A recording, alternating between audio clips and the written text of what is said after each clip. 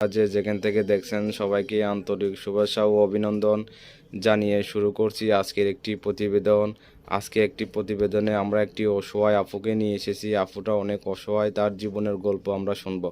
আসসালামু আলাইকুম আপু। ওয়ালাইকুম সালাম ভাইয়া, কেমন আছেন? ভালো আছি, আপনি কেমন আছেন? জি ভালো আছি। আপনার নামটা একটু জানতে পারি? নুসরাত জাহান।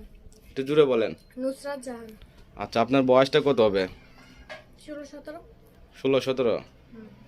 আচ্ছা, আপনি প্রতিবেদনে আসার উদ্দেশ্যটা কি একটু বলবেন দর্শকদের? আমার আব্বু বিয়ে করে চলে গেছে আজকে 3-4 বছর। একটু জুড়ে বলেন। আমার আব্বু বিয়ে করে চলে গেছে আজকে 3-4 বছর যাবত। আর আমার আম্মু এখন অনেক অসুস্থ, সংসারে অনেক অভাব অনটন। আমরা 2 বোন। ও, আপনার বাসাতে কে কে আছে বা আপনার বাড়িতে কে কে আছে? আমার বাসাতে আমার আম্মু আছে, হুম। আমি আছি, আর আমার ছোট বোন আছে একজন। আপনার কোনো ভাই নাই? না না, আপনার বোনের বয়সটা কত? বোন বয়স 3-4 বছর হবে। 3-4 বছর।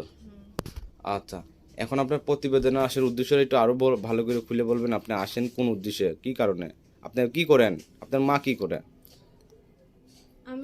আমার আম্মু কিছু করে না, আগে টুকটাক করে সংসার চালাইতো, এখন অসুস্থ, কোনো কিছু করতে পারে না। আমার বাসা কুমিল্লাতে। কুমিল্লা কোন জায়গায়? কুমিল্লা দেবিতার। এখন আপনার সংসার চলে কিভাবে? এখানেই তো মানুষের বাসায় কাজ করি, কিছু পাই, ওইভাবে মানে অনেক কষ্টে সংসার চলে, মানে না চলার মতোই।